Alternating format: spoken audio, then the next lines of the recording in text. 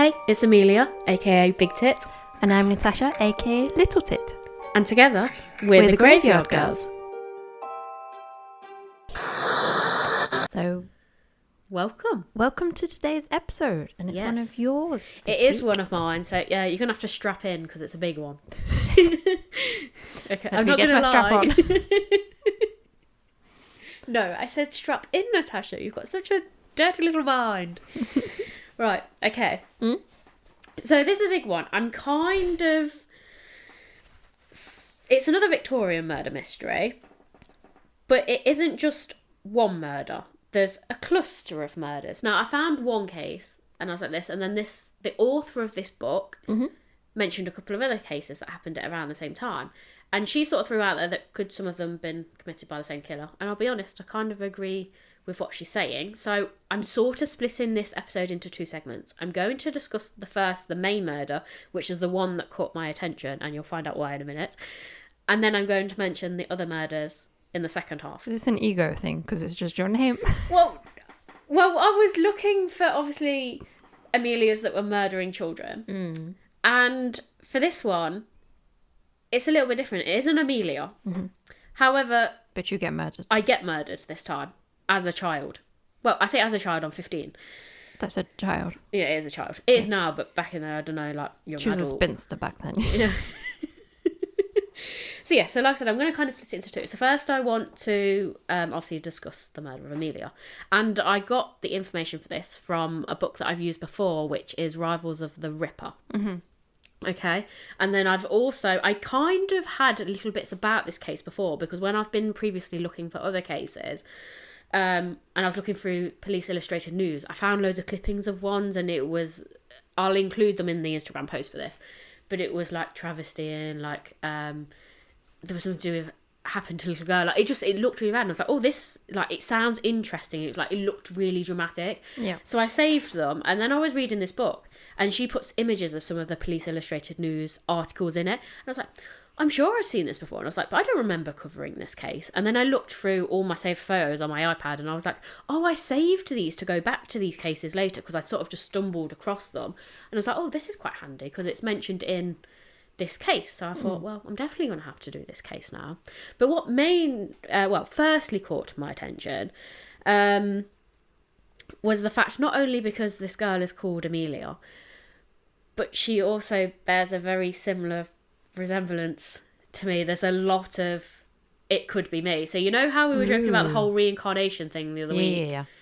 This could be a case for, like, reincarnation sort of thing. Well, that case, it was just very convenient. Reincarnation could be a thing. Yeah, so I could be a reincarnation. Okay. Of this dead Amelia. Okay.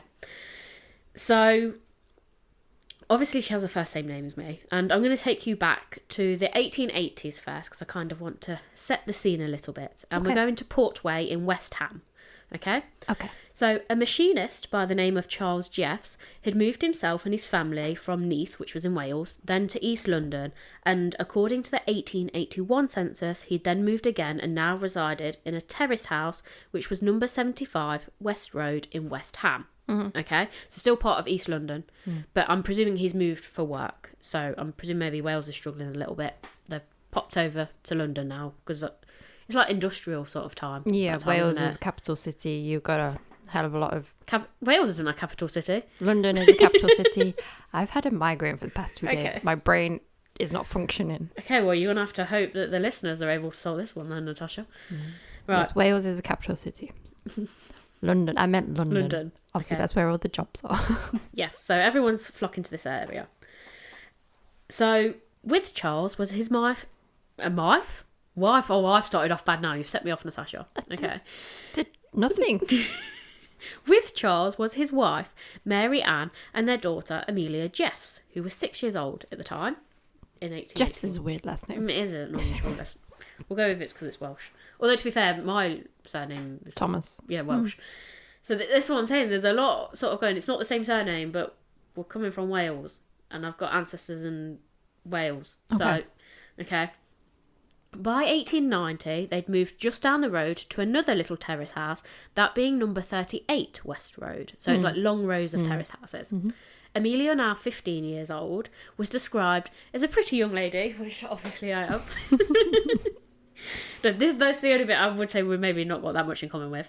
With Don't say that. blue eyes and long fair hair. Yeah. Okay, so she looks quite a bit like me. And similar first name. We can throw out there that there's, say, even though it's not the same last name, it's a Welsh surname. And to top it off and make it seem a little bit more like me, many who knew her refer to her as Millie instead of Amelia, which a lot of people in my life, well, half of my family call me Millie, they just don't call me Amelia. So I thought, this is getting a bit weird now that, yeah, most of her family members call her Millie. So, yeah, so there's lots of little coincidences, and I thought, well, definitely. I don't call you Millie. I think I know it's you just don't, weird. but I think that's because you knew me from Sainsbury's, because before I was at Sainsbury's, everyone knew me as Millie. No one called me Amelia. And it was only because when I went to Sainsbury's, obviously you write your name in, like when I was filling the form in, I just put my actual birth name. So then when I started on the first day, they gave me my name tag, which is Amelia. So, but yeah, everyone else calls me like Millie or Millie Moo. No one calls me Amelia other than at work or school. So it's like now different as an adult. I've got a half and half. I always respond to both. Yeah. Because I've got half the people that I know that call me Amelia, and then half the people that call me Millie. But yeah, if I'm like back at home, like my mum's side of the family, they tend to call me Amelia, but all my dad's side of the family all call me Millie. No one calls me Amelia. They never have. So yeah, it's half and half. But I answer to both, so it's fine. Okay. So Millie was known as a shy and timid girl, and she'd left school just a year earlier and had had 2 brief jobs, one as a housemaid and another as a nursemaid, which I believe is a bit like a carer. Yeah. Okay, so she was still living at home and was often relied upon to take care of her 2 younger siblings and take on some of the housework. Okay, so unfortunately Amelia's about to go missing. It's 6:30 p.m. on Friday the 31st of January 1890. Mrs. Jeffs sent Millie out to go and buy, it said 3D, which I believe is a threepence, so a couple of pennies, worth of fried fish at a shop in Church Street, which was nearby. So Millie was apparently neatly dressed and carrying a basket, I'm presuming, to put in the stuff from the shop. So then a girl by the name of Elizabeth Harmer saw her in West Street and spoke to her, and she claimed that Millie had said she was going on an errand to buy some fish up by West Ham Church. Okay. A schoolboy also saw her walking that way, though he noticed she was walking much slower than she usually did and appeared to be preoccupied with something. Okay. This is a weird comment to make, but okay. I'm guessing this is a bit later, like after the fact. Okay.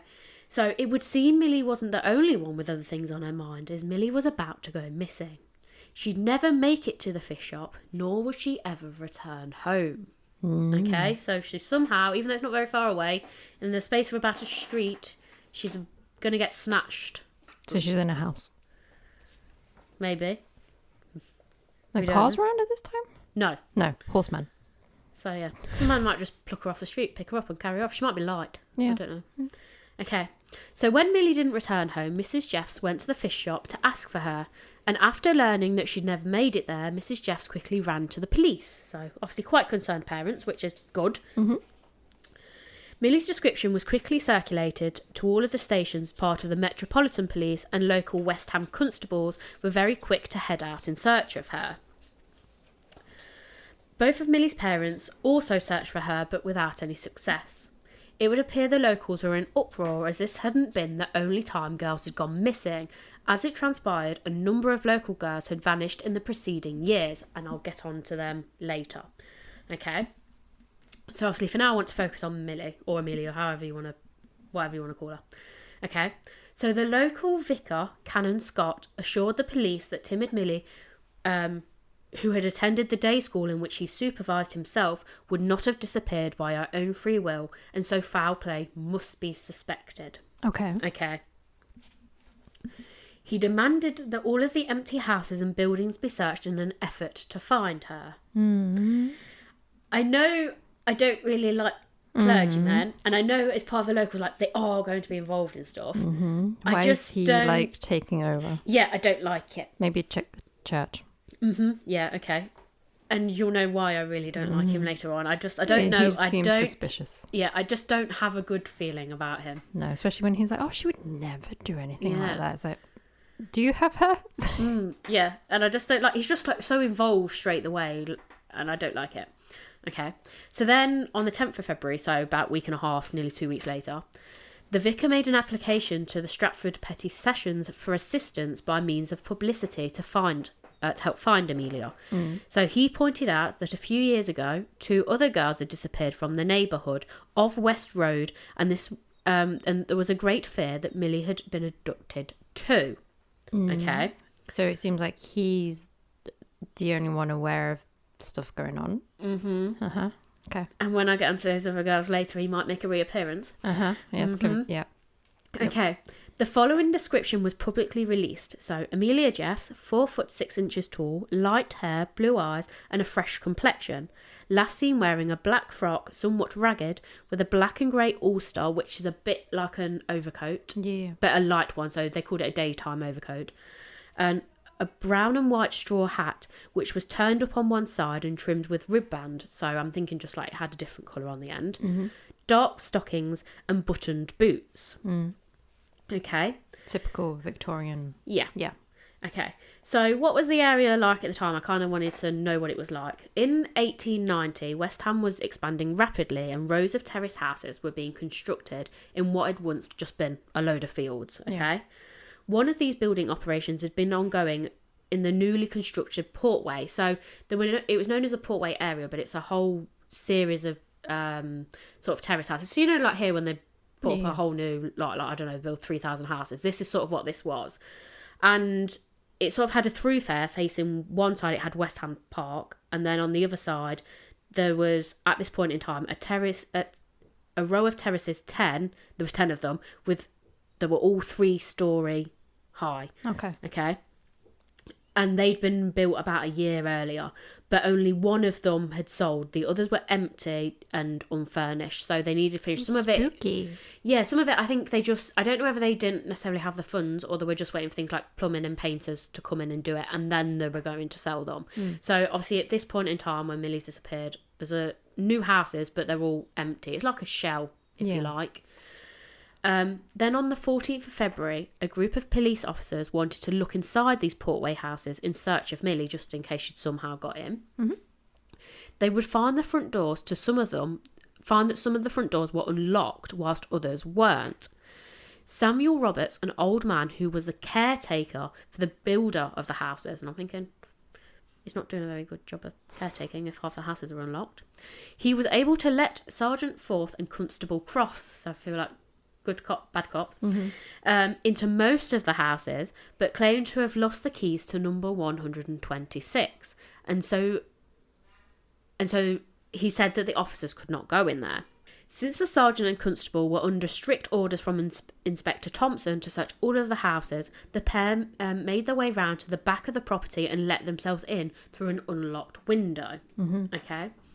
Once inside, they soon smelt a noxious odour and saw that the dust on the floor had been disturbed. I think we know where this is going. Did they look into the caretaker, perhaps? Yes. Okay. I'll get on to that in a little while, because he becomes a big part of the story. Sergeant Forth found a penny and a brooch on the floor of the landing, and the smell grew, obviously, more potent as the further he went up the stairs, until he went to a small front bedroom on the 2nd floor, so that would have been the highest one. Yep. And within a cupboard, he found the body of Amelia Jeffs. Okay? She was lying on her side with a scarf pulled tightly around her neck. So though the body had already started to badly decompose, you could tell that her cheeks were bruised and her facial features were still recognisable. So they could tell who she was. Yeah. Her skirt... Oh, actually, I should probably give a bit of a trigger warning for this bit. Oh, no. Yes. Okay. Her skirt had been pulled up and her clothes disarranged, and her basket was then found lying next to her. So I think you can guess what they're going to insinuate. Yes. Okay, so police reinforcements and the doctor were sent to number 126. And they concluded that Millie had been brutally raped before being strangled with a scarf. Since her footprints could be seen in the dust on the floor, she had clearly been dragged or forced into the house and murdered there. Okay, so I wanted to then look at the area around that individual house. So To the back of the property was sort of, it's not waste ground, but it was waiting to be developed. So it's quite muddy and boggy, but it's sort of an open field. Yeah. Okay. And that was to the rear of the property. So it looked quite nice from the front, a nice pretty street, and then out the back was just a bit of a mess. It's just a standard building. Yeah. Okay. There was only a low fence into the back garden, so quite easy to get into the property, I feel. Okay. It's also worth noting that that at the same time, a number of thieves had been stealing lead from neighbouring properties. So a lot of people were breaking in. Yeah. And this is why Samuel Roberts had been employed as a watchman to deter the thieves and mischievous youngsters from breaking and stealing things from the houses. Although I feel like he's not doing a very good job. Well, that's a lot of, for one man, it's 100 and he's and like something. an old man as so well. It's like, yeah, it's a lot. Anyone's going to like be like, well, you can outrun him. Yeah. So I don't think he was much of a deterrent. So obviously Samuel had keys to every house except number 126. And he could not explain how he'd lost them.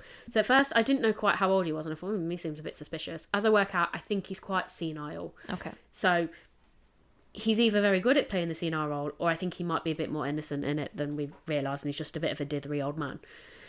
But like, does he have a son who maybe like helps him? Yes. Okay. And this is where it interesting. So then obviously the newspaper, they're like hot on this. And after further newspaper reports, 2 witnesses came forward. One of them had seen a man leading an unwilling girl towards a row of empty terrace houses, but had not reported it earlier because they believed it to be a father disciplining his daughter. So I'm thinking more like maybe grabbing by her hair, like, you know what kids are like, arseholes, like just fucking walk down the road. Yeah. So I think that's what they presumed it was.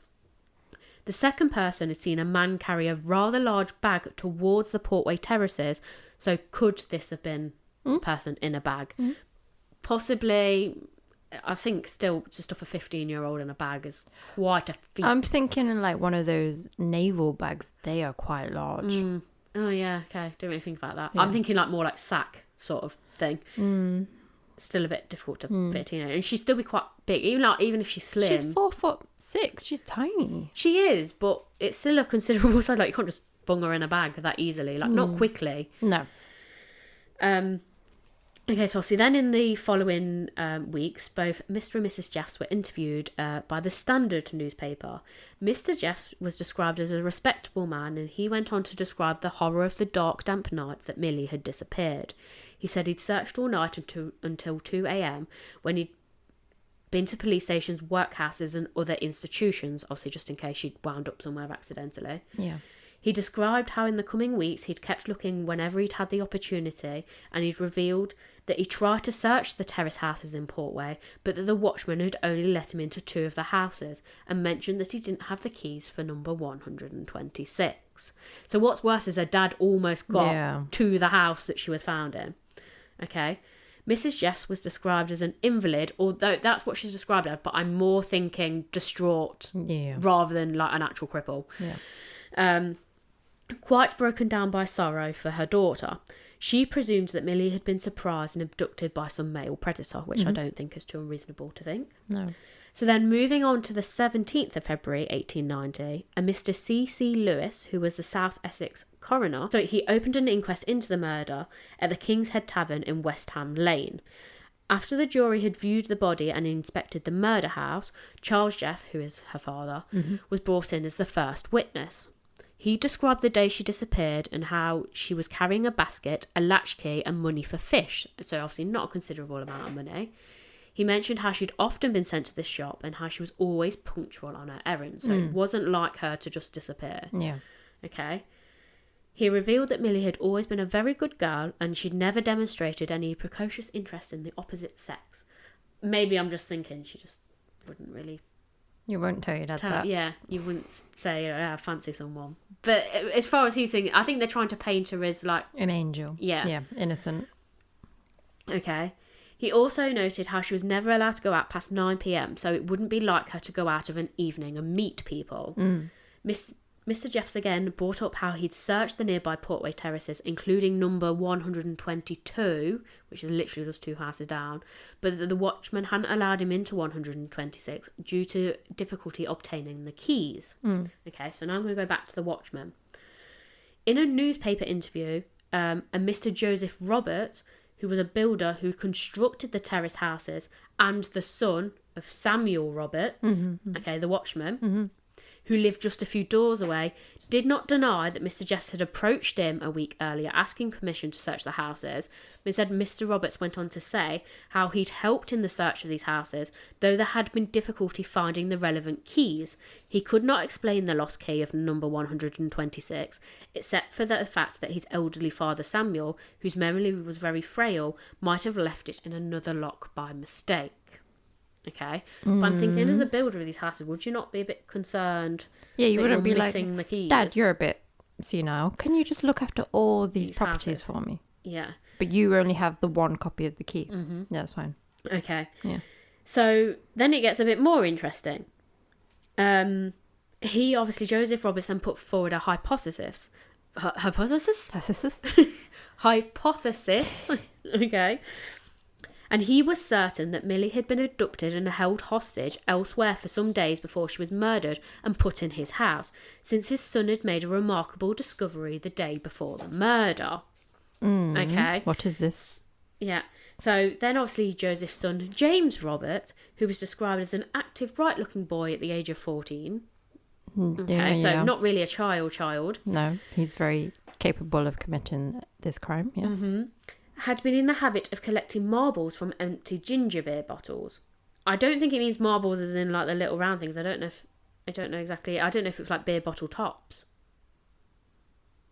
I was a bit confused by that, but I couldn't clear it up. Okay. So the carpenters who had been working on the terrace had apparently left plenty of bottles behind, and so James searched the houses on regular intervals. Okay. He claimed that the day before Millie had been found at number 126, he had made a thorough search of the house, including the cupboard in which she'd been found, and that it had been empty. So they're saying she's been killed somewhere else and dumped there. Okay. Next to speak was Sergeant Forth, and he described how he'd found the body while searching the terraces and portway, and then a Dr. Gregono declared that Millie had been murdered by strangulation. He also noted how she was likely to have been a virgin before she was raped. Okay. So he noted that her boots were quite clean, indicating that she'd been let through the front door by a murderer using a key rather than being led through the muddy backfield. Yeah. Okay. Makes sense. A woolen scarf was tied round her throat, and deep constrictions round her throat had contained particles of wool from the scarf. So, like, this was really deeply embedded. Okay. There was considerable signs of putrefaction, and her appearance was consistent with death having taken place on the 31st of January. So, this would mean that she'd been taken and killed within a few hours at the most, which in a way is kind of a relief. I have a question. Yes. So, like, how many houses in total are there on this street? 10 at this point in time. Oh, because I was thinking there's hundreds. Because it's like 100 and thingy. Yeah, so there's lots of series of streets. It's long, but it's broken up. And this series of terraces, they do them in blocks of 10, if that makes sense. Because the benefit of the doubt of everyone, I'd be like, well, there's hundreds of houses. You're not going to be like... Yeah, I think this was like the edge of the new area that was just being sort of developed. Like, I get it. To one side of it was quite built up. Yeah. But I think they're doing it like, so they do them in 10s and eventually they'll be double backed. Yeah. But they're just doing them in short sections. Okay, so that gets rid of my theory of like, well, there's hundreds of houses. They're not going to be able to keep an eye on all of them. No, okay, I get it. So he was just in charge of that one row of 10. Okay. So this would, of course, throw out Joseph Roberts' theory of her being held captive, and it would also mean that his son James was telling porcupines, because if she'd been killed weeks before, and the way her body was found and laid, she would have had to have been in that cupboard the day before. So either James didn't go in the house the day before, or his father's got him to tell a lie. Okay, so take that however you want to take it. Okay. I'm assuming she can't be placed there a little while later. No. Okay, yes. Okay. Well, they said with the way she's body found, you know, like how it all like... Rigor. Yeah. But then, and obviously she's badly decomposed, all the bits around is where she's not melted away, but you know what I mean. Yeah. She's been... Yeah. She's been there a while, not 24 hours. Okay. So James's version was also disproved when police pointed out that carpenters hadn't worked in the terraces for months. So obviously... that would have meant quite a while ago.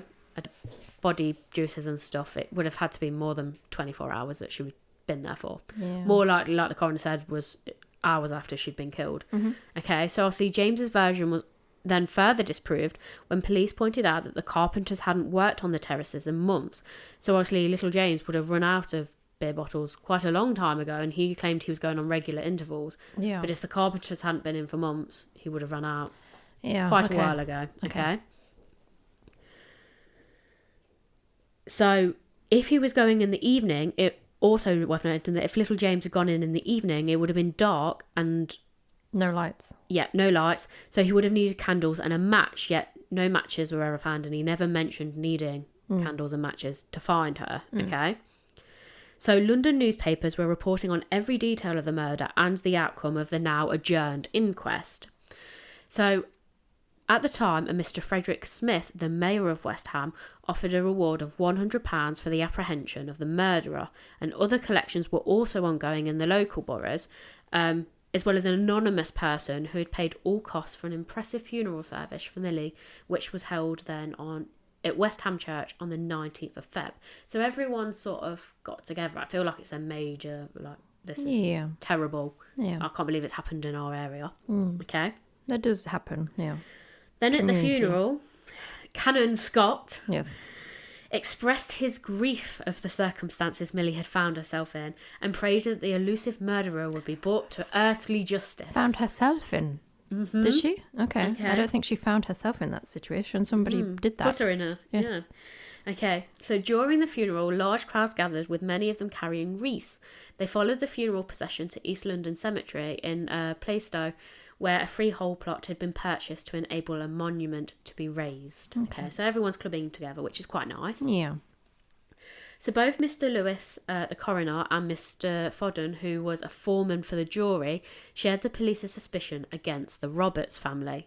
So, and I agree, they all are looking a bit suspicious. Yes. So Mr. Fodden, who's obviously part of the jury, would later be interviewed for newspapers, in which he stated there was strong local suspicion that the murder had not been committed by a complete stranger. So he didn't name him directly, but he was a bit like, we're all a bit suspicious of, it's not a stranger.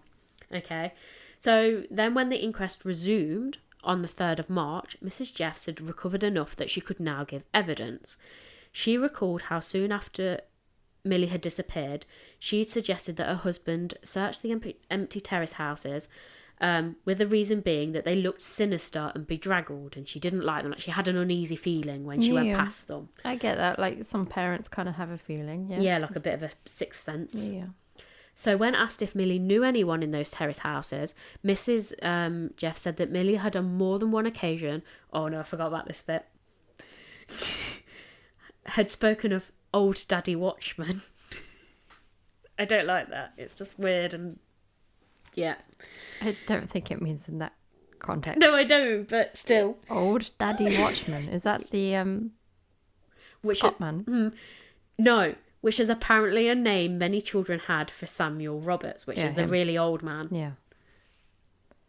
I get that. Because he's taking care of everything. I know, but it's just... No, I don't like it. It makes me think of something else. Daddy, yes. Okay. I'm very distracted now. It's distracted me now, Sasha. Okay. Samuel... why would you willingly... I don't know. I don't think he knew about it. It doesn't mean that thing. It's fine. It's fine. Okay. So Samuel would obviously be the next witness to be called, and it was noted that he seemed rather confused and was having difficulty following the questions put to him. Yeah. Okay, so Samuel testified that he lived with his son Joseph and grandson James at number 71 Evesham Road, which was like... It was very near to it, but obviously there's all lots of little streets and roads. And worked as a caretaker and did odd jobs for his son Joseph. He denied ever having met Millie and had no knowledge of him being called Daddy Watchman. Okay. It's just creepy, isn't it? Yes, it made me recoil. He went on to make a number of confusing statements about the missing keys of number 126. So it was then Joseph's turn, who is Samuel's son, and he went on to testify that though the Portway houses had been completed, they still needed some attention from a plumber and painters to be fully inhabitable. He also noted that there had once been 2 sets of keys for each house kept in a small cupboard, but that one of the sets for number 126 had been missing for 5 to 6 months. Okay. Why was you not concerned about that? Yeah, that's what I was thinking. Okay. But I don't know if he was trying to set it up that it's been missing for a long time, but also this should then still be the spare set, so where have they gone? Yeah. Okay. So the day Millie disappeared, Joseph stated that he'd returned home from work at 6:15 and had not gone out again. Now, obviously, Millie's mum claimed she sent her out at 6:30. So, obviously, if he's come back at 6:15 and never left, it couldn't have been him. Okay. Joseph faced a barrage of hostile questions from the jurors, especially surrounding the keys, to which he'd used his father's bad memory as an excuse. The coroner put forward that since Millie had no mud on her boots, could the murderer have let her in or taken her in the front door using the missing set of keys? Doesn't have to be Joseph, but whoever has got hold of the missing set of keys. I am a bit suspicious that they just keep throwing out the whole, I don't know where the keys went. Are they best mates with the Canon Scott? I couldn't find any evidence of this. Okay. But again, like I said, I don't know. They are a bit suspicious, and they do also crop up later on as well. Benefit of the doubt. Why would you leave her there if it's your property? Yes, no one's probably going to look. But yeah, you're not going to leave her there if you want to then sell those houses. Yeah, put her in the waste unless you're hoping she decomposes that much that she becomes unrecognisable. Like you delaying the work on the houses for that reason. I don't know. There's a better place to get rid of a body. Yeah, especially if he's got a whole construction site. Can't you just mush her in with some of the ground? Cement? Do they have cement? Not cement, but can't they just brick her into the brickwork of the new houses? Not that that's what you should do with people, but do you know what I mean? Like, there's other ways he could dispose of You're not just going to leave the dead body in one of your properties. It's very it's very lazy if you have. Okay. So the inquest was then adjourned again and resumed a week later. Joseph was recalled again. This time he was being questioned about an incident back in November of 1889, so just a few months before. Okay, in which he'd called the police after some lead and piping had been stolen from number 120. He had been overheard saying that they had got in through a rear window and opened the front door. This obviously referring to the thieves. But it also means that the door for the front of the house could have been opened by someone climbing in through the back and then unlocking it from the inside, which also means they didn't need to have the keys that's how the police to break in. No, but they didn't go open the front door. No, but they were in. Okay, but it would be hard for her to stuff her through an unlocked window. Okay, I get it. So they're saying they've hypothesising that someone could have broken in through the back, unlocked the door, took it off the latch, and then lured her in later on through the front door without needing the keys. I get it. Yep. So there was then silence in the court when Police Inspector James Harvey testified that along with Joseph Roberts, inspected all of the houses except for number 134. So this is back in the November. 34. Yeah. Okay. So a completely different number. He was certain that Roberts had opened all of the front doors for him using a bunch of keys and said that he distinctly remembered entering number 126. Joseph Roberts objected to this claim, saying that he'd only let the inspector into 5 houses, number 126, not one of them, because he's claiming he lost the keys 6 months before. Obviously, if this police officer's saying, I went in the November, he couldn't have lost the keys. Okay. However, when the policeman's notebook was inspected, it turns out Joseph was telling the truth. The policeman hadn't gone into every house. Oh, the police was lying. Yeah. Oh, no. So this then helps Joseph because it's gone from, he's lying about these keys to no, actually, no, he didn't go in that house, so he could have lost the keys 5 to 6 months before. Adding to the fact that someone could have broken in through a back window and then let her in without keys, it supports that it's not definitely Joseph. Okay? Yeah. So then James Roberts, which is the grandson, and Joseph's son, was then put back on the stand, and he retold the exact same story again about going to the house the day before and how he'd searched it and not found Millie. So he was sticking to his story. Okay, so then in the summing up, the coroner, Mr. Lewis, stated that although the boy's story must be false, he believed that this was due to the lad mistaking the days rather than flat out lying. Yeah. So possible, but I don't know. Sometimes you don't keep track of the days, do you? Yeah, but you would think, because this case is but the first time he goes back is literally a week after she's been found, you would think he remembered well enough him going in the day the house the day before. Or maybe he murdered. never went up all the way because you said it's 3-story. Maybe he just checked. Yeah, but he claimed he did. He said there wasn't anything in the cupboard. True. Do you see what I mean? Like, there's a bit of a thing. So I feel like some people put out that maybe his dad told him to say that. Yeah, or he genuinely went. He saw the body. Trauma happened and he can't remember. Yeah, blocked it out. Yeah. Okay.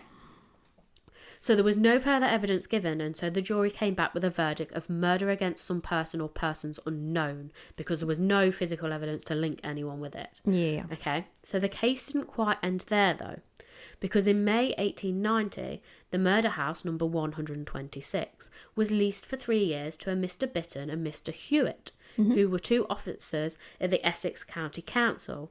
Though the wives and servants were reluctant to move in the house given its history, they did, and this is where the case goes a little bit supernatural.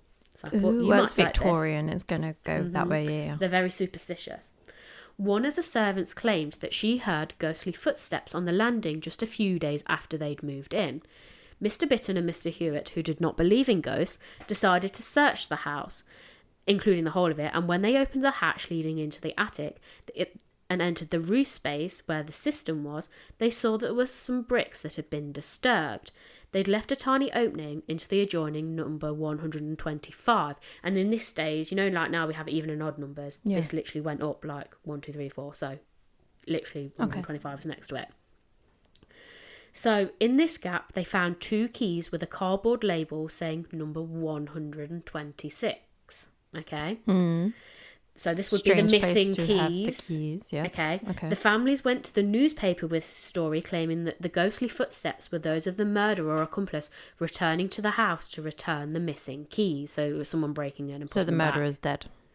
No, or they thought it was a ghost, but actually Mr. Hewitt, they think it was the murderer breaking in to return the keys. Okay. As part of the story, obviously, Joseph Roberts was interviewed, and he poo-pooed the idea by stating that it must have been the house painter or the plumber, who would have been up in the attic for the cistern, must have left them there. Which, to be fair, I don't think is unreasonable. And it would explain why the keys went missing so long ago, and then the house has been left, nothing's been done with it. Yeah. The police also weren't very interested in the story and believed it was just Bitton and Hewitt trying to make a story for themselves, and stated, why would the murderer want to enter a fully inhabited house at night just to put some keys in the attic? You just either dump them somewhere or just not even return them. Yeah. So the whole ghostly thing was sort of thrown out, but it became a bit of a sensation in the news. Yeah, of course it would. Yeah, okay. Okay. So who do we think, Hilda? Could it be Roberts? Definitely a strong suspect, but there's no actual evidence against him, or his father, despite the convenience, loss of keys. So there's not really anyone to massively look at. I'm not suspicious of anyone in the family. No. The only person I'm a bit iffy about is Canon Scott. Yeah. Okay.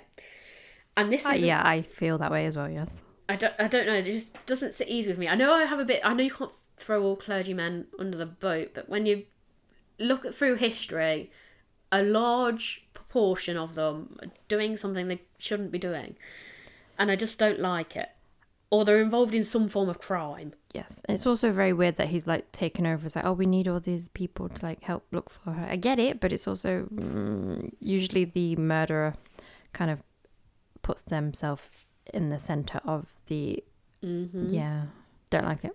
Yeah, so at this point, obviously, leaving the body in your own building, that's just why would you? I don't know. That's just silly. Yeah, it wasn't very... If it was Roberts, it wasn't clever. Yeah, it was either a worker who worked for him or no one to do with him. I think in theory, if you're throwing out... Because at first when I read about this one, I thought he was young, but he's not, he's 14. I suppose you could throw that it could have possibly been the son. Yeah. And his father didn't know about it. Yeah.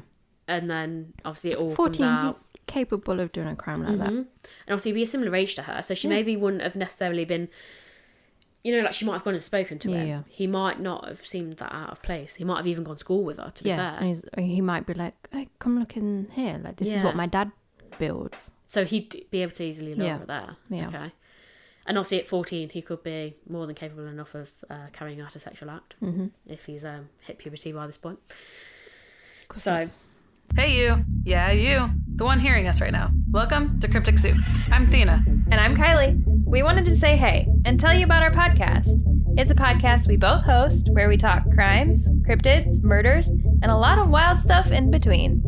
You can find Mothman, Jeffrey Dahmer, SeaWorld, Spectrophilia, Casey Anthony, or even Skinwalker Ranch to be just a few of the crazy topics we cover.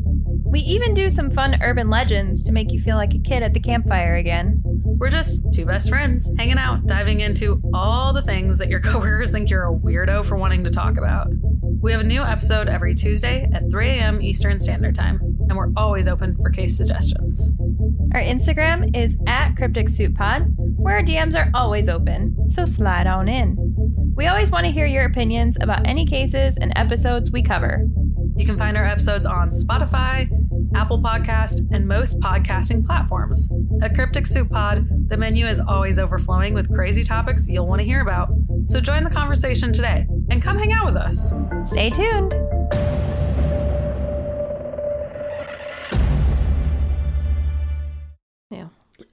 This obviously now is where it sort of brings me on to the second part of the case. Now, obviously, Amelia Jeffs, as I've mentioned, wasn't the only girl to go missing during this time period. And disappearances dated back to the early 1880s. There was a number of adolescent girls who'd gone missing from West Ham. Okay? Yes. So she would actually be the third one to go missing. Okay? So, These are the ones that Canon Scott brought up as well. It's like, you never paid attention to those crimes either. Well, this is it. Well, theirs is a bit different because they're never even found. They just, by the time Amelia Jeffs goes missing and is found murdered, they're just still listed as missing girls. Okay, because no bodies have ever been discovered. Okay. So it's kind of treated a little bit differently. I see why, yeah. Okay. So, obviously, as we've already discussed, the area in West Ham was drastically changing and was now becoming a major East London suburb. So, most of the new residents in these areas were labourers and their families, but of course this gave way to new criminal gangs to operate and take over a new postcode. Thieves were often stealing building materials from building sites, which prime spot. Yeah. And a large number of gypsy families were living on the wastelands on the outskirts of new housing areas. And obviously, as we know at the time, well, even still now, today, to be fair, as soon as crime starts cropping up, they're one of the first ones to be thrown under the bus. Yeah, of course. Okay. So going back to 1881, so this is, 9 years before Amelia? Yeah. According to the 1881 census, 14-year-old Mary Seward lived with her parents and two older sisters at number 98 West Road, so the same street, okay? And on the 13th of April, Mary's 4-year-old nephew had gone missing, so it's more like he was playing out in the garden and strayed a bit further. So Mary's mother had asked her to go around all the houses in the neighbourhood to look for him. Mary left at 6 p.m. and the neighbours recalled seeing a neatly dressed girl knocking on doors. Okay. Yeah. Later that evening, the nephew was brought back home by some other children, but Mary was nowhere to be found. Okay. She didn't return that evening, and as the next day followed and she again didn't reappear. Can you imagine the heartbreak of like you think you've lost the boy, and then like he comes back and then and they're probably thinking she's probably still looking for him. We'll give it a bit longer. Soon. And then she's gone and never returns. Yeah. Oh, that's so heartbreaking. Obviously, as they go into the next day, she hasn't returned. The family contacts the police. She was described as a happy girl both at home and in school who got on well with her family, and so foul play was immediately suspected. So luckily Lisa had taken it quite seriously quite quickly on. So the police quickly went in search but were unsuccessful in finding her, and the following description was put out. Mary's a girl who looks much younger than her 14 years, has dark curly hair, bright brown eyes and a slight scar on one cheek. Her teeth were irregular and quite discoloured, and she was last seen wearing a black cord dress, an apron, a pink and white woolen shawl, and a black straw hat. Okay. Now, I know this sort of clothing is popular at the time, but it's very similar to the clothing that Amelia was wearing. Okay? Very dark clothing as well, because I thought like you only wear dark if you're mourning. Well, that's what I thought as well, but I think is it more just by that point is it just practical colour. Especially like if you've got to walk through mud, it's probably like, yeah. And I feel like it's quite smoggy and built up and muddy and messy. Yeah. Okay. So then this is where our best friend comes in. Canon Scott, obviously the same vicar as in Amelia's case. Though obviously this is quite a bit earlier. He was present at the school in which Mary was a pupil. Canon Scott wrote to the Home Secretary asking for a reward to be posted, but he wasn't initially successful. So he's very quickly getting involved in, like, we must find money to find, to post a reward to help find to this girl. And then he conveniently finds her, yeah. Yeah, okay, so... Okay. Obviously, and he's not just like going around locals, he's going straight to the Home Secretary, so he's really getting involved. Odd. And when that's initially not very successful because it's still early days, they probably don't want to put a lot of money forward, he was obviously clearly a very eager clergyman and made sure that every newspaper knew and wrote of Mary's disappearance. West Road... Sorry, I thought you were going to say something. No, He's just very involved, and Yeah. I feel uneasy about it. I don't like it. Okay, so West Road was obviously soon in uproar, and many theories of what had happened were quickly thrown about. First to be blamed were, of course, the gypsies camping nearby. Yeah. Then it was some Italian immigrants living in London slums. just basically racism all around, yes. Mm-hmm. Yep. So they were claiming that they were kidnapping these girls and sending them abroad, probably to be used for prostitution. Yeah. Okay. So, for all the accusations being thrown about, they still hadn't been able to find Mary. And so by June 1881, so a couple of months later, the Home Secretary posted a reward of £25 for the recovery of Mary, to which Mary's father then added a further £10. Despite their best efforts, by the end of June, Mary still hadn't been located, and the news were soon losing interest in the story, and so she went on as a missing girl. Okay. Next to go missing is Eliza Carter. Now, she was 13 and living with her family at number 39 Church Street, which is near where the fish shop was, the thing he went to. So it's off West. Okay. So very close. On the 28th of January, 1882. So the first girl went missing in April 81. This is now January 82. But also worth noting for later on, Amelia goes missing in the January. So is this a significant time? Yeah, it's always like early in the year. So could this be significant, is what I'm thinking. Okay. Could there be an event maybe triggering it or something? Or is it a crime of opportunity? I don't know. Maybe there's something about that time of year. Darker earlier, easy to blow them, I don't know. Okay, so anyway, so she was also living at number 39 Church Street in 1882 with her family. And on the 28th of January, she set off to number 70 West Road to go and visit her older married sister. Okay, so she's... Basically, just stay away from West Road. And Church Street. Yeah. Okay. So, Church Street, is that where the church is? quite possibly, Natasha. Or at the very least, it's probably on the corner. Right. Between the two streets. Right, okay. I couldn't find a map for the time, because that's what at first I was looking for, because I was... It's like, you draw a circle and like, what's your common thing? That. But I think at the time, like, still the vicars were very well respected, and like he would be involved in it because he's the pillar of the community. And I think, like, I don't want to, well, I do. It's like, obviously he's a church leader. He's going to want to be helpful and like try and find these children. Don't like, I just feel uneasy about him.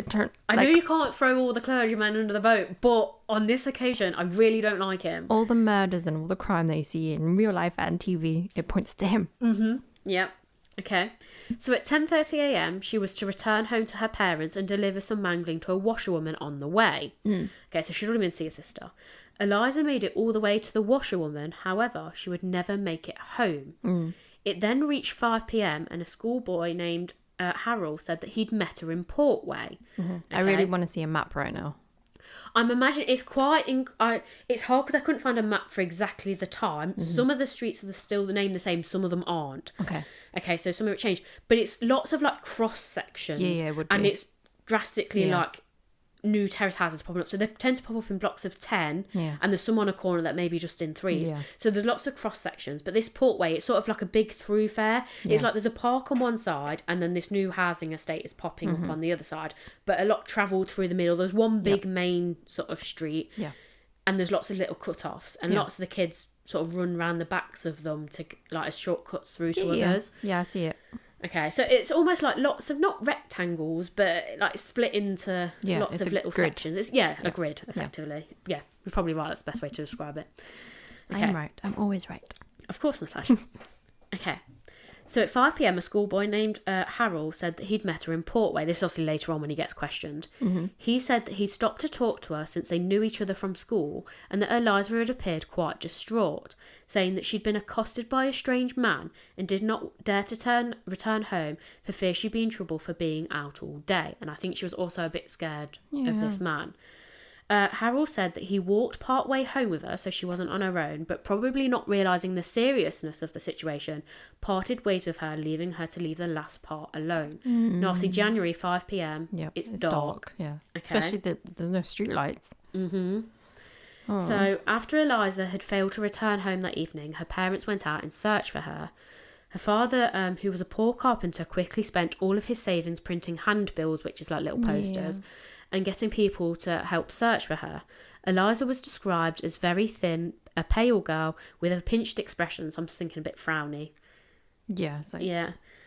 To her face, brown plaited hair, and she'd been wearing a blue kilted dress with a white straw hat and high laced boots. So again, the straw hat, and even though this is a blue dress, I'm thinking dark blue. Yeah. Okay.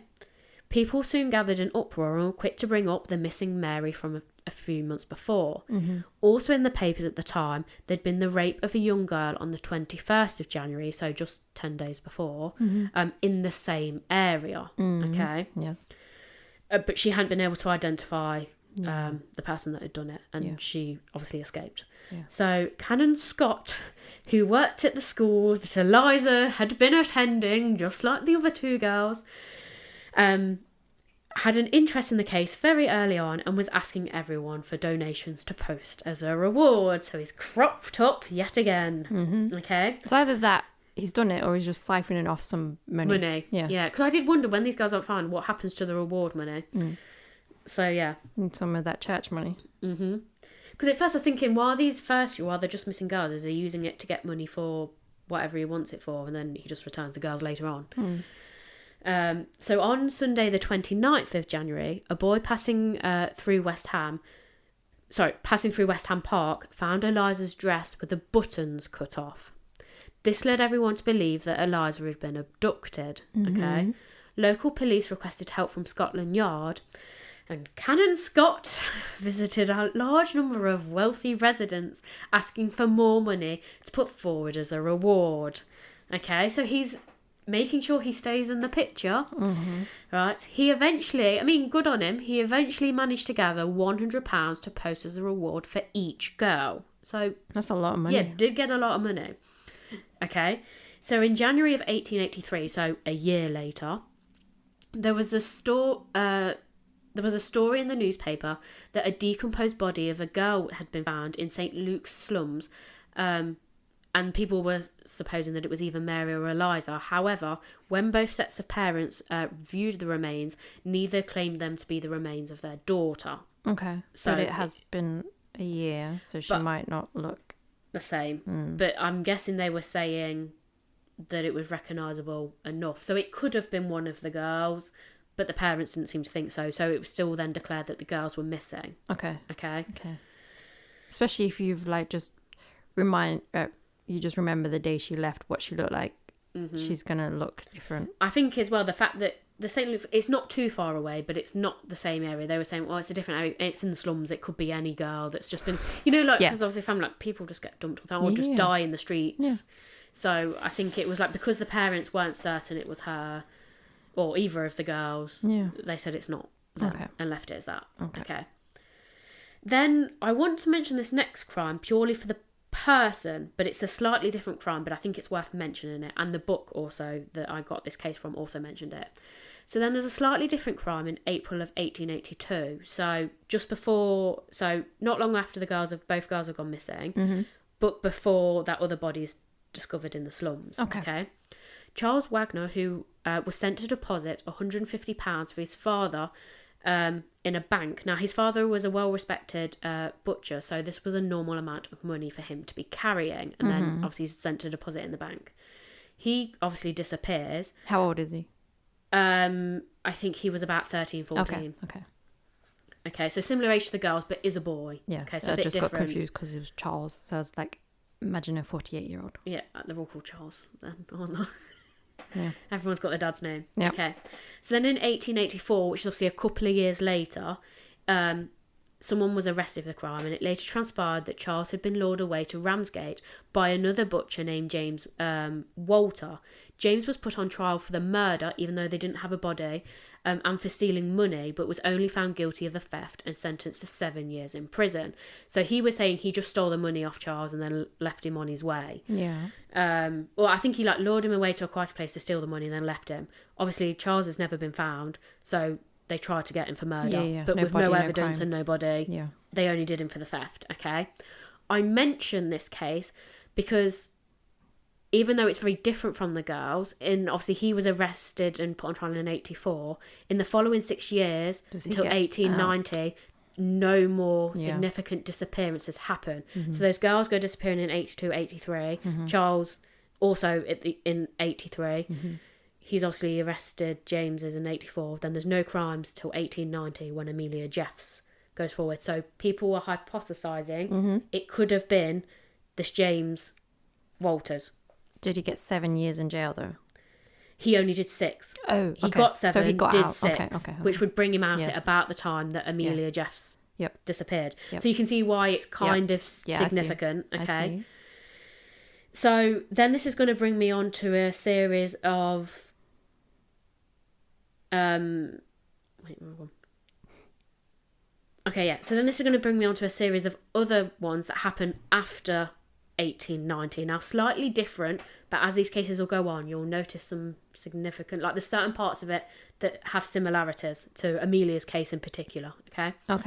So in December 1892, so 2 years after Amelia, 10-year-old Annie West was found dead in a ditch. She hadn't drowned in the ditch as her lungs contained no water, but that's all I could find on her. So a little bit younger, but similar in age, and obviously has been found dumped. She's a baby. And there was suggestions that someone had obviously performed sexual acts on her. Okay. But besides that, I couldn't find anything else.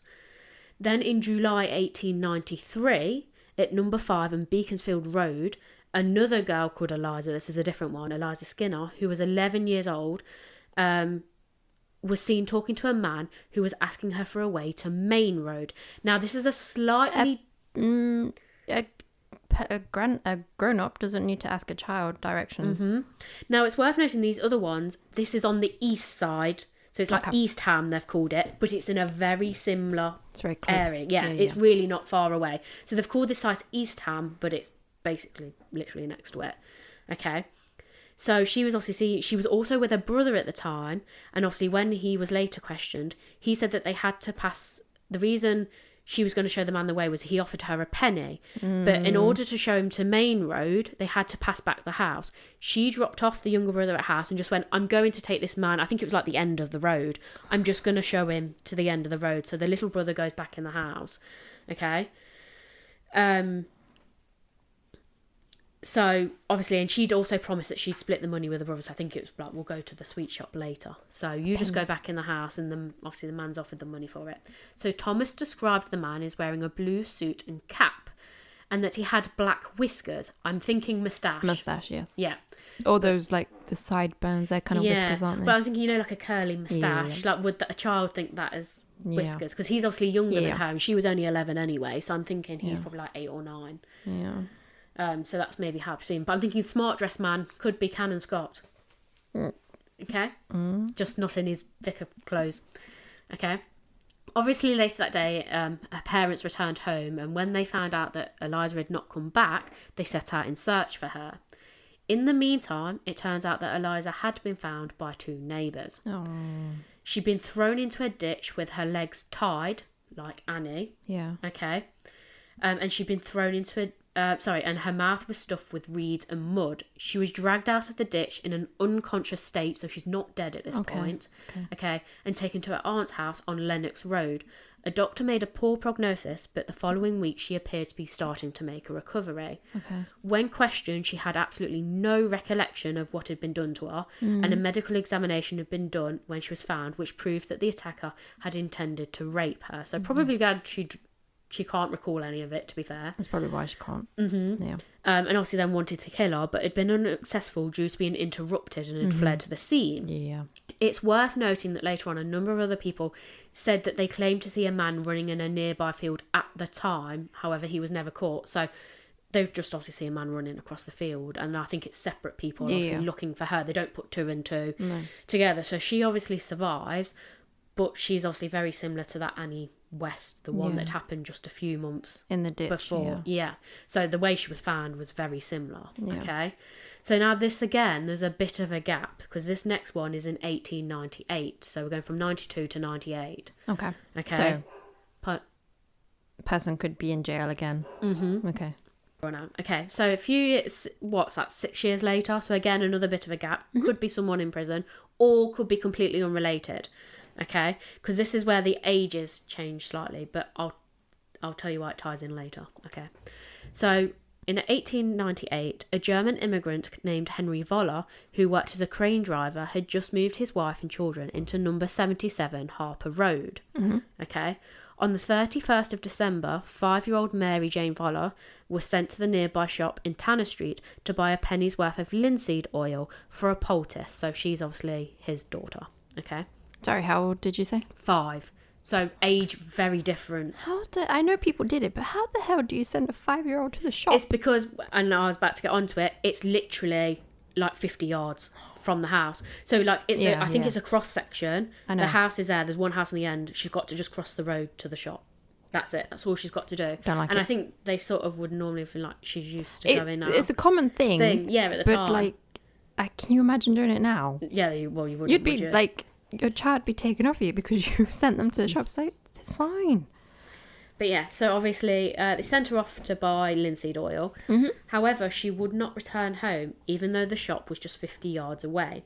Henry went to the shop and immediately became worried when it turned out she hadn't even made it to the shop. Oh, how the hell did she not even make it to the shop? So he then, in a quick panic, thought, well, maybe she's decided to get something else and searched a nearby sweet shop, wondering if she'd decided she's a 5-year-old. Yeah, I get it. Okay. But she hadn't been there either. He then ran to Barking police station and the constables were dispatched. It was dark and rainy, and with only a lantern, Henry started searching in and around empty houses, okay? Which I believed at the time were being developed. So like in the other case, there was lots of empty houses about. He then noticed there's an open shed by a deep ditch. Okay. As he waded through the ditch, he saw a body floating. It was that of his daughter, doubled up into a ball with her head bent down between her legs, and she'd been tied up. So similar to the other girls, even though she's significantly younger, okay? Her mouth and nose were clogged with mud, and she was obviously dead, okay? Henry carried her corpse back to Harper Road, where it was then examined by a police surgeon. It was there that they discovered multiple stab wounds, so different from either the girls. Escalation or a different person. Okay. So this was obviously these stab wounds were to her neck and her abdomen. So this was obviously clearly a murder. Okay. Maybe one little positive was the fact that there was no signs that she'd been raped. Okay, so we'll take that as a positive. And her lungs contained no water, so she was dead long before she'd been dumped in the water. Yeah. That's all I could find on the case, and it's never been solved. Okay. Then on the afternoon of Sunday, the 19th of February, 1899, so a year later, 6-year-old Bertha Russ was attending Sunday school on Browning Road in East Ham, so near where these other younger girls had disappeared. She was supposed to have walked home from Sunday school to number 29 Byron Avenue, and someone at the school said they'd spoken to her shortly before she left at 4 p.m. Okay. But for some reason, she never made it home. Later on, obviously, after police were asking questions, some ladies came forward and they claimed that they'd seen her return to the school gates only to find them closed. So this would have been a short time after she'd left, and that she stood at the gates crying, and at the same time a young man crossed the road and approached her. He was seen talking to her for a while. He then left her stood at the gates. Okay. She stood there for a little while longer before deciding to run after them in the same direction that the man had gone into, which was down Shelley Avenue. So it was literally just the next street. So she either knew the man or for some reason felt comfortable around him. That man, they couldn't ever identify who he was, but I didn't like that it was at the Sunday church school. Okay. This would be the last sighting of her. Her parents, who were so this would be the last sighting of her. Her parents, who were Dutch, quickly contacted the police, but after weeks passed and there was no sign of her. So weeks passed and there was no sign of her. But I also wonder if, because she wasn't English, if the police weren't putting quite as much into finding her. They wouldn't have done. Okay, so it then reached, obviously she went missing on the 19th of Feb. It then reached March the 5th, and her parents were still out searching for her by themselves. On this very same day, a young married couple were out for a walk and turned into Lawrence Avenue, which was a row of new terrace houses that had just been constructed but were empty inside. Finding the doors to one of the houses open, they decided to go in and have a little nosy to see what they were like inside. So I'm thinking they're probably walking around this new housing estate and thinking, oh, we might maybe buy one of these. One's open, should we just be a bit naughty and have a look inside? Yeah, I see. I couldn't find out who the builders were, but I'd be very interested to know if it was the Roberts. Okay. They obviously ventured upstairs and opened a cupboard, only to find the body of the young girl inside.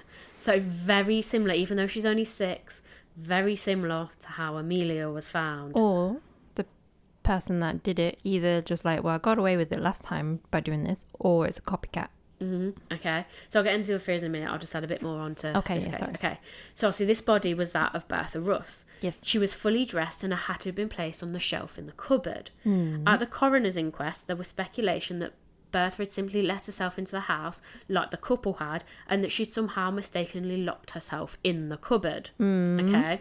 However, the coroner threw this theory right out the door when he revealed that her death was not natural and instead she'd been suffocated. So not strangled like Amelia, but obviously suffocated.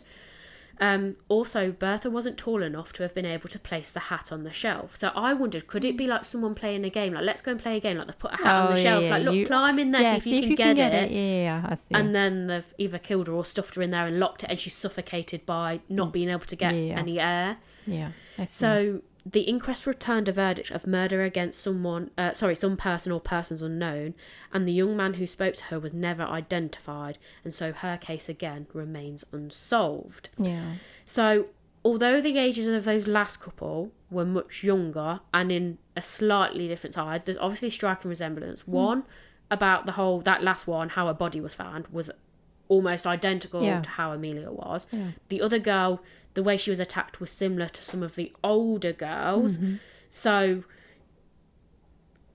I don't know, there's lots of little things that keep cropping up that are little clusters that are very similar. They were obviously all opportunistic, I think. I don't think they were necessarily stalking those girls. Obviously, all the girls in the earlier ones were all wearing dark dresses and straw hats, so maybe I had a type. I don't like that the clergyman crops up in these. Also, I was thinking, could it have at first, with the other girls, it had been intended to be rape, and then he's accidentally killed one and then got a taste for killing? So, like, the intention was rape. Obviously, the 1881, 1882 and the 1890 were all on West Road. Yes. And then the ones in the 1890s, even though it wasn't the same area, they were all within a couple of streets of each other.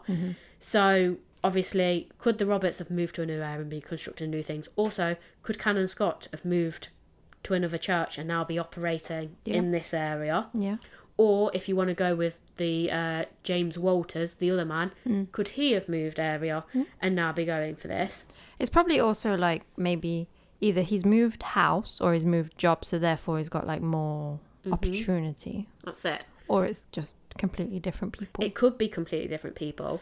So obviously, I think that James Walter could fit the bill for the first three, the older girls. But he was only ever convicted of the theft of Charles. So do we want to believe he's like a murderous pervert? It's a bit too different, that crime. I get where his time in prison, that gap, it fits it perfectly. Could have been any other person during this very similar thing. It just so happens he's been convicted of this. So he's a good person to throw in as a suspect. So I see why he was thrown in. So I've also then sort of come to think of, so obviously could Joseph Roberts have done them all, was the next thing that was thrown out. Now, the author of this book also throws something else out, and I think it's a very good point. Okay.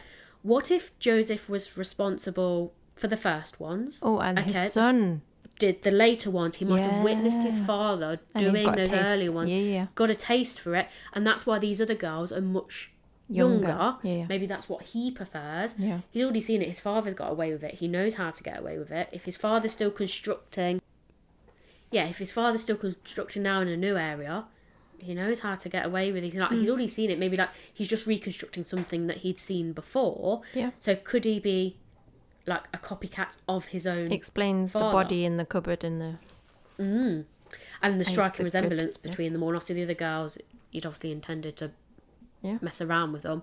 So maybe, like I said, maybe he had seen his father. Or even the girls, you know, the ones in between, like, you know, in 92, where it was Annie who was 10 and the other girl 11. Obviously, they'd intended to rape those. Obviously, they had died. That could have still been the father, and then just the 2 younger girls being the other boy. Or it could have been the son practicing for the... That sounds horrible, but... Kind of. You Well, know what I mean? You've got to learn somewhere, haven't you, if you're going to do this. And they're younger, therefore slightly easier than someone a bit closer in age to him. So, like I said, the Roberts family are rather suspicious. I don't think Samuel Roberts, the really old one, Oh, no, he's was probably anything dead. to do with it. Yeah. I don't know. I think he was a bit delusional by that point. I don't think it was going to be him. No. But I am very suspicious of So you're Roberts. thinking serial killers run in the family? Well, there's obviously like history, like it can kind of like happen. Yeah. But also, like I said, if that other lad, he was young, if he was exposed to it with the other girls, like it's not unreasonable to think he'd follow in his dad's footsteps. Plus, it could have been that his dad got him to tell that story about in Amelia's case to, you know, sort of bolster it up. Well, she can't have been there a long time because we were only in the day before, and almost sort of throw it off like it's nothing to do with us. And it's like 2 people then going and saying like, oh no, there was definitely nothing in the house. It's just unfortunate that it didn't corroborate with the evidence. Yeah. Yeah. But again, there was no evidence specifically tying them besides the missing keys. Also, it was very convenient that those keys reappeared all those months later. But I do agree with the only thing that then just helped the Roberts out is I do agree with them that could have been the plumber all them months before doing the cistern in the attic. He's just left it on the side of those bricks. It's very forgotten easily to bring done. them back down, shut the door behind him. Didn't even think about it. Yeah. Yeah. So I don't know. I don't know if you want to link them all together. You could, I suppose, say the last 2 girls were slightly different, apart from the fact that very last one was found in the same way Amelia was. Is that just like a copycat? There's clearly stuff linking them together, otherwise they wouldn't be grouped together like this in a book. I do think especially the first 3, even though there was the 2 girls together that went missing, never found, and then Amelia was 6 years later, I do feel like those 3 are all... the girls were all always identical, like in terms of what they were wearing. I know you could say that was fashion at the time, but I feel like the fact that we're done, I just think maybe they got lucky and those 2 other girls weren't ever found. And I think, like I said, then with Amelia, it got a bit, oh shit, she's actually been found. So they either had to change how they were doing it, or like I said, it passed from father. That's on if you want to believe them. But at the same time, and my big main one, and I was really pissed off because I couldn't find anything more on him, I really do not like that Canon Scott. No. He's involved in every single one of those cases in part. The only one I couldn't link him to were those last 2 younger girls. I couldn't find out who the clergyman was at the time. Yeah. And it really annoyed me because I was desperately hoping it was going to be him and he was trying to get a reward for the girls. I just didn't like that he popped up in all of those other ones. No, it is a bit suspicious. Like, I get it, he's trying to be like a good clergyman, but it's also like, you're not and I know helping he yourself. is like the person that everyone goes to for help, and like if there's a crime and an outpour, like he's going to be the person that like speaks to everyone and reasons with everyone. I just don't like how enthusiastic he was about it. It doesn't, especially sit when he's right like, with me. Like, you did nothing with the other 2 girls, and they're probably just like, what other 2? And it's like, I know all about it. Yeah, 'cause you did it. Yeah, and it's like the others just sort of brushed off. I think they just presumed that those girls had been picked off by gypsies. They were in somewhere else. Because there was some other stories that I read at the time that they were supposed to be in Belgium or something like they'd been obviously shipped over there. Or obviously gypsies move around, they'd taken them with them. But yeah, I do think, especially the first 2, there's age-wise, they could be linked. Even the next 2, the 10-year-old and the 11-year-old, you could link them in. The last 2 are a little bit different, apart from how they've, in terms of age. But then there is similarities. I don't know how you would pin that one on Canon Scott, because it does seem quite a bit younger than the other girls. And that's where then that would support that theory of it being the Roberts, the father and the son. It's just horrible that it's always young girls that always get murdered. Well, that was it. So it was just, Still is. That was it. I just thought it was an interesting case because there was lots of other murders, and I see why like it was kind of all linked in. And like I said, these other girls, the Eliza and the Bertha one, I noticed them separately and just noted them down. And it wasn't until I got this book and I looked at Amelia Jeffs and I was looking at the Police Illustrated News and I was like, I swear I've seen some of these. I remember what the thing was now. It was Girl Outraged. That was the thing on the front. And obviously, that's how it was. And I was thinking, I'm sure I've seen this clipping somewhere before. Yeah. And then I recognised the names in the story and I was like, oh, hang on.